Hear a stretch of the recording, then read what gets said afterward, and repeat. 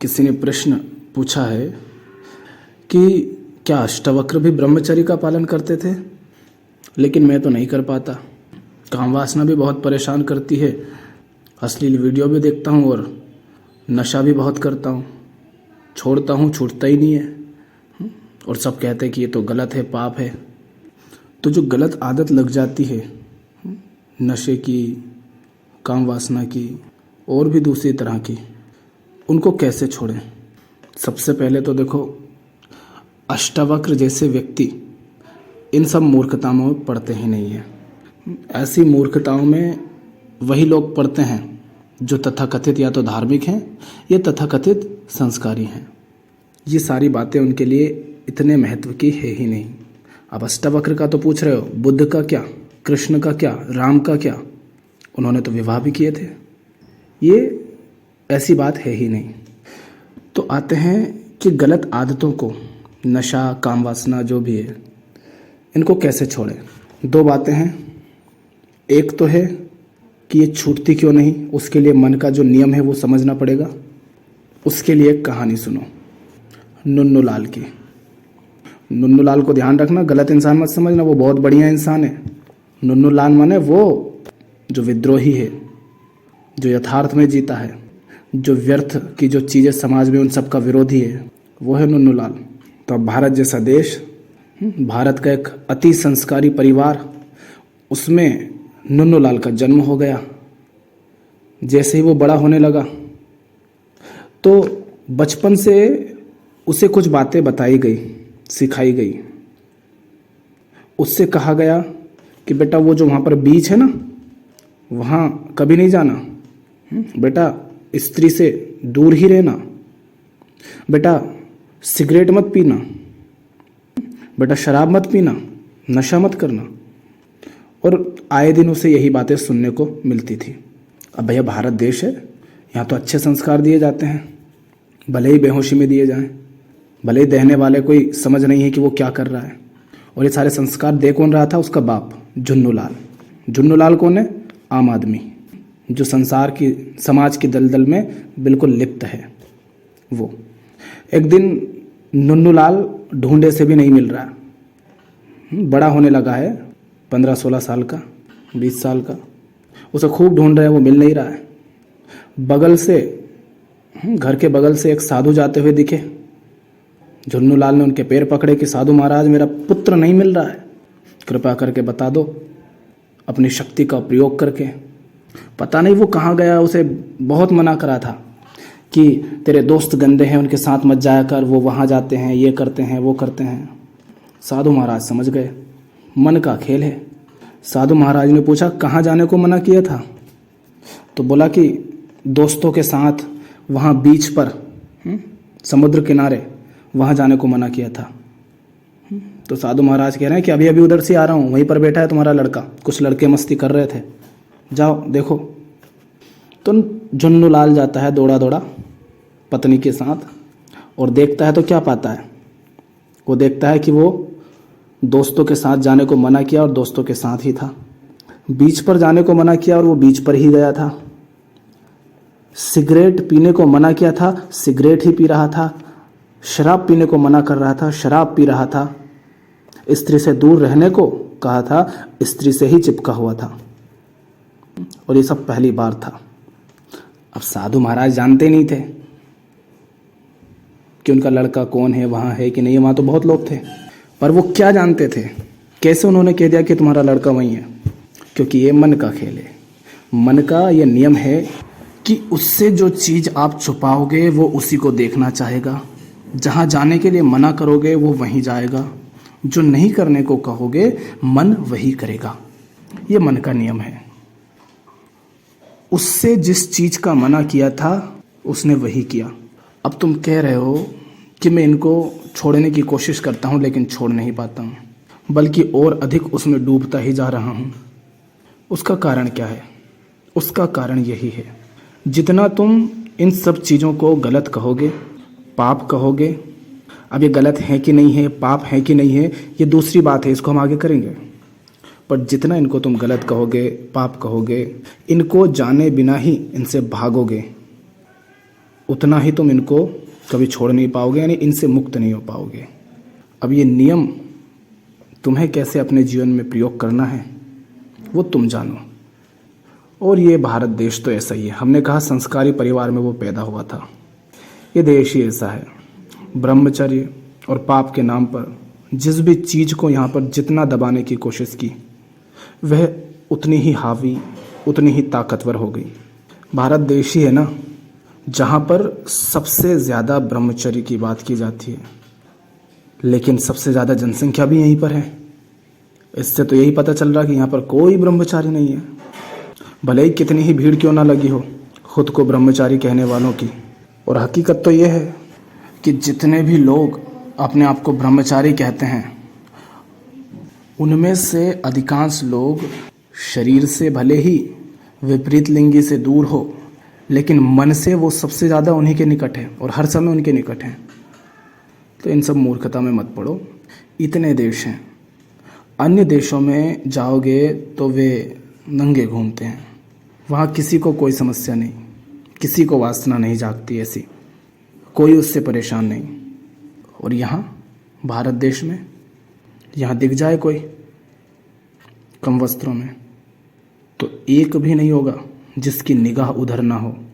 यहाँ तो विदेशी कोई घूमने आए तो उसके साथ बलात्कार हो जाता है।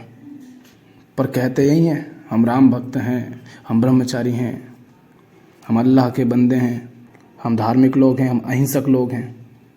सब मूर्खता है। बस एक बात जानो कि मन उस चीज़ की ओर आकर्षित होगा ही जिसको तुम जबरन दबाने का, छुपाने का प्रयास करोगे। उन सब चीज़ों के प्रति, चाहे नशा हो, काम वासना हो या कोई भी आदत हो, उसके प्रति सहज होना है, एक सही संबंध रखना है, तो उसको जानो, उसको समझो, उसको पाप गलत कुछ मत कहो। अब आते हैं दूसरी बात पर। एक बार एक मित्र ने पूछा कि नशा नहीं छूट रहा है, कैसे छोड़ूं? सब कहते हैं कि भैया गलत बात है, बुरा है नशा करना। तो मैंने उससे कहा चल छोड़, सब जाए भाड़ में। उन्होंने क्या उखाड़ लिया नशा ना करके। कुछ गलत नहीं है, ये नहीं कह रहा हूँ सही है, पर जैसे वो गलत कह रहे हैं वैसा कुछ गलत नहीं है। समस्या क्या है नशा करने में? थोड़े से पैसे ही तो खर्च होंगे, थोड़ी बहुत कमज़ोरी आ जाएंगी, थोड़ी बीमारियां आ जाएंगी, ज़्यादा से ज़्यादा 2-4 साल कम जियोगे। और ऐसा कोई ज़रूरी नहीं है कि कम ही जियो, बीमारियां हो ही। लोग खूब नशा करते हैं फिर भी बहुत जी जाते हैं। तो गलत क्या है नशा करने में? 2-4-6 साल कम जी लेना, ज़्यादा जी कर भी करना क्या है? वैसे भी कुछ करना तो है नहीं, और जल्दी मर भी गए तो बढ़िया ही है। जनसंख्या भी खूब बढ़ रही है, कम से कम एक तो तू पुण्य का काम करेगा, और कुछ तो जीवन में करा नहीं, तो कम से कम एक यही काम पुण्य का कर दे कि नशा कर और जल्दी निपट ले। और मैंने कहा कि तू जो कह रहा है कि नशा बुरा है, गलत है, अरे शराब और सिगरेट यूं ही बदनाम है। नशे का मतलब क्या है? वो जिसकी लत तुम्हें लग जाए, वो जो तुम्हारे वश में नहीं है, जिसके वश में तुम हो जाते हो, वो जो तुम्हारे ऊपर हावी हो जाता है, वो जो तुम्हें ना मिले तो तुम पगला जाते हो, जो तुम्हें बेहोशी में ले जाता है। तो शराब और सिगरेट तो यूं ही बदनाम है। ये जो लोग चाय दूध पीते हैं, क्या ये नशेड़ी नहीं है? इनसे कहो एक दिन छोड़ के दिखाए, पगला जाएंगे, इनका सिर दर्द हो जाएगा, बोरे बोरे फिरेंगे। ये जो ध्यान के नाम पर माला रखते रहते हैं, आंख बंद करके बैठे रहते हैं, क्या ये नशेड़ी नहीं है? माला दोहरा रहे हैं, कोई नाम जप रहे हैं। एक दिन ये माला ना फिर ऐसे लोग मिले हैं, बात की है लोगों ने कि भैया हम माला जपते हैं, अब उससे कुछ होता तो नहीं है, पर नहीं करते हैं जिस दिन, उस दिन बेचैनी सी हो जाती है, घबरा जाते हैं, परेशानी होती है, रहा नहीं जाता, इसलिए हमें फेरना पड़ता है। क्या ये नशा नहीं है? अब वो माला इनकी मालिक बन गई है और तुम कह रहे हो कि तुम नशा करते हो। अरे तुम्हें तो कुछ मिलता भी है, उनको माला फेरने से तो कछु ना मिले, बस छोड़ने पर दिक्कत होती है इसलिए छोड़ते नहीं हैं। ये ब्रह्मचर्य के नाम पर बाहर बाहर तो नाटक करते हैं, स्त्री से दूर रहो, कोई अलग ढंग के कपड़े पहन लेंगे और अंदर अंदर हर समय मन में स्त्री ही घूमती रहती है, काम वासना ही घूमती रहती है। क्या ये नशा नहीं है? स्त्री से परहेज करो, ये नशा नहीं है? शादी के नाम पर लोग बर्बाद हुए जा रहे हैं, ये नशा नहीं है? सरकारी नौकरी के चक्कर में पूरी जवानी देश की चार दीवारी में कैद है, क्या ये नशा नहीं है? गलत काम में फंसे हुए हो, गलत संबंध में फंसे हुए हो, लेकिन फिर भी उससे निकल नहीं रहे हो, क्या ये सब नशे नहीं हैं? और इन सब में तो और भी ज़्यादा भारी नुकसान होता है। कितने अशांत परेशान रहते हो, डर रहता है, तनाव रहता है, चिंता रहती है। तो कहाँ पड़े हो? शराब और सिगरेट, सारे नशे छोड़ा छाड़ी के चक्कर में। शराब और सिगरेट मत छोड़ो,